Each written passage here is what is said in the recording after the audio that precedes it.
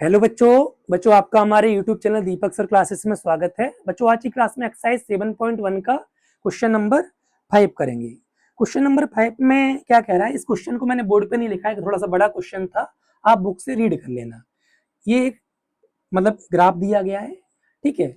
4 friends हैं, ठीक है, जो कि डिफरेंट डिफरेंट ABCD पोजिशन पर बैठी हैं।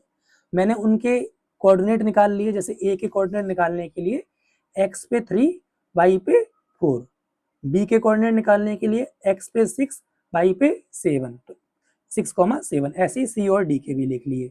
अच्छा, चंपा और चमेली थोड़ी देर क्लास में वॉक करती हैं और कुछ मिनट्स के बाद चंपा चमेली से कहती है, नाम काफी प्यारे हैं, चंपा चमेली से ये कहती है कि तुम्हें नहीं लगता ये हम लोग जिस तरीके से बैठे हैं तो ये स्क्वायर बना रहा है। चंपा कह रही है चमेली से, तो चमेली क्या हो जाती है, डिसएग्री हो जाती है। चमेली कह रही नहीं नहीं, मुझे नहीं लगता कि ये स्क्वायर होगा। अब चमेली को अब हम एग्री कराएंगे कि ये स्क्वायर है या फिर नहीं है। वो कैसे पता चलेगा? चारों साइड्स की पहले हम लेंथ निकालेंगे। क्या चारों साइड्स की लेंथ निकालने से हम इसे स्क्वायर कह देंगे? नहीं, केवल चारों साइड्स की लेंथ तो रोम्बस की भी इक्वल होती है, फिर वो रोम्बस भी तो हो सकता है। चारों साइड्स की लेंथ निकालेंगे, साथ में ये जो डायगोनल्स हैं AC और BD, इनकी भी लेंथ निकालेंगे, क्योंकि स्क्वायर के डायगोनल्स की लेंथ इक्वल होती है और रोम्बस के डायगोनल्स की लेंथ नहीं इक्वल होती है। ठीक, या सिंपल ये भी याद रख सकते हो, जिस फिगर के कॉर्नर में 90 होता है, चाहे वो रेक्टेंगल हो चाहे वो स्क्वायर हो, उसके डायगोनल्स की लेंथ इक्वल होती है। ठीक है, हम पहले ए भी निकालते हैं डिस्टेंस फॉर्मूला की हेल्प से। ये x2, ये y2, ये x1, ये y1। ठीक है, x2 माइनस x1 6 माइनस 3 का होल स्क्वायर, और y2 माइनस y1 7 माइनस 4 का होल स्क्वायर। ठीक, ये 3 आएगा, ये बीच में प्लस है, ये भी 3 आएगा, स्क्वायर है, 3 का स्क्वायर 9, 3 का स्क्वायर 9, 9 9 18। ठीक है, 9 9 18 है, तो इसे मैं 3√2 लिख सकता हूँ। ये चीज़ समझ में आई कैसे? चलो मैं शॉर्ट में समझा देता हूँ। देखो 9 2 जा 80 होगा, पहले तो ऐसे समझ लो, 9 2 जा 80, तो 9 किसका होता है? √3 का होता है। समझ गए? इसलिए 3 बार कर दिया। बाकी आपको अगर ऐसे नहीं समझ में आया तो ऐसे फैक्टर्स कर लो, 3 3 जा 9, जिसकी पेयरिंग हो जाए उसे एक बार लिख लो और वो चीज़ बाहर आ जाती है, तो 3√2। तो ए बी की डिस्टेंस हो गई 3√2 यूनिट्स, है ना। ए बी आ गया। अब बी सी निकालते हैं। ठीक है, बी सी निकालते हैं। अरे ये पहले से ही लिख रखे हैं क्या मैंने? ठीक है, अब ये देखो, ये ना, ये चलो कोई बात नहीं।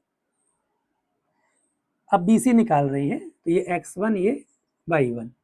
ठीक है, अभी इसके लिए ये अरेंज कर देता हूँ, ना कंफ्यूज हो जाओगे। तो x2 माइनस x1 यानी 6 माइनस 9 प्लस 7 माइनस 4 यानी y2 माइनस y1। y2 7 है और y1 4 है। समझ में आया? तो ये आपका -3 होगा, ये 3 होगा। ठीक है, -3 का स्क्वायर 9 और 3 का स्क्वायर भी 9, √18 को अभी ऊपर दिखाया था, 3√2 लिख सकते हैं। समझ में आया? तो BC की जो डिस्टेंस आ गई 3√2 आ गई। अब BC आ गई, अब हम CD निकालेंगे। ठीक, CD निकालेंगे। अब इसको x2 और ये y2 कह दिया है। समझ में आ रहा है? ठीक है,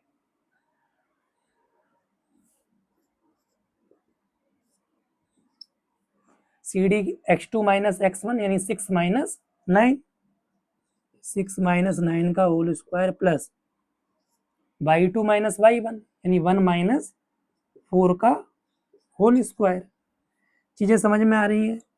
ठीक है, ये -3 होगा का होल स्क्वायर और ये भी -3 होगा। ठीक है, तो इसे अब ऊपर सॉल्व कर लेते हैं। आ जाओ, -3 का स्क्वायर 9 और उधर भी -3 का 9 यानी 9 प्लस 9 और यानी √18, और √18 आपका होता है 3√2। ऊपर भी निकाला था हमने। समझ में आ रहा है? ठीक, तो हमारा ये सी डी भी है। अभी देखो अभी तक तो तीनों साइड्स की लेंथ सेम आई, अब ए डी और निकाल लेते हैं तो वो भी क्लियर हो जाएगा कि चौथी साइड्स की लेंथ भी सेम है कि नहीं है।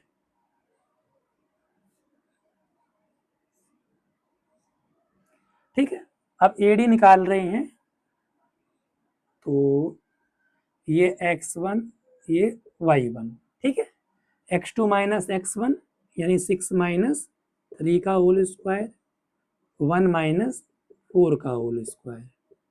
ठीक है, समझ में आ रहा है। 6 माइनस 3 3 होता है, 1 माइनस 4 3 होता है, 3 का स्क्वायर 9 माइनस 3 का स्क्वायर भी 9 ही होगा।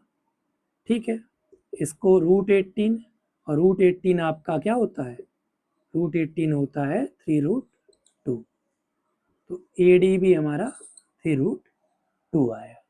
यानी देखो चारों साइड्स की लेंथ तो सेम आ गई।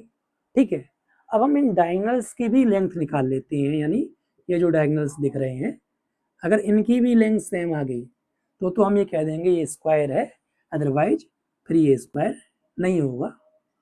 ठीक है, x2 और y2 समझ में आ रहा है।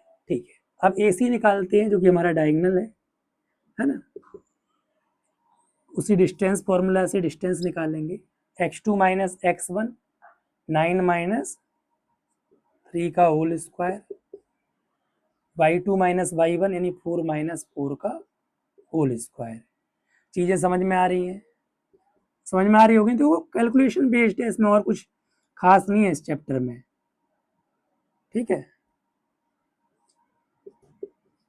4 माइनस 4 तो 0 होगा, तो देखो ध्यान से समझो, ये 0 का स्क्वायर तो 0 होगा, 0 प्लस √36, और √36 किसका होता है, √36 होता है हमारा 6 का।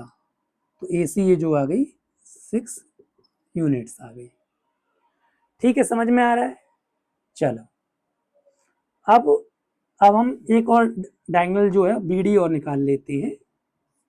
ठीक, अब BD निकाल रहे हैं तो इनको ये चीज इरेज कर देते हैं, ये x2 ये y2 ये x1 और ये y1। ठीक है, x2 माइनस x1 6 माइनस 6 का whole square, y2 minus y1 मतलब 7 माइनस 1 का होल स्क्वायर। ठीक, 6 माइनस 6 0 का स्क्वायर, 7 माइनस 1 6 का स्क्वायर। ठीक है, चीजें समझ में आ रही हैं। और ये 0 का स्क्वायर तो 0 होगा, 0 प्लस 6 का स्क्वायर मतलब 36, यानी √36 क्या होता है, 6 होता है। तो BD भी 6 यूनिट्स आ गया।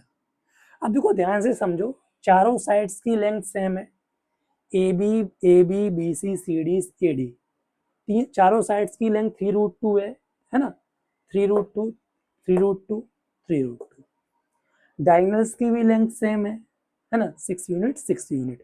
अब हम ये कह सकते हैं hence Champa is saying right, Champa सही कह रही है, ABCD is a square. ABCD क्या है, एक स्क्वायर है। चीजें क्लियर, पक्का। ठीक है, मैंने चारों साइड्स की लेंथ निकाली, फिर डायगोनल्स की लेंथ निकाली। ठीक है, तो देखा कि डायगोनल्स की लेंथ आपस में इक्वल है और चारों साइड्स की भी लेंथ इक्वल है, तो ABCD स्क्वायर हुआ। समझ में आया। ठीक है, देख लो फिर आगे बढ़ेंगे।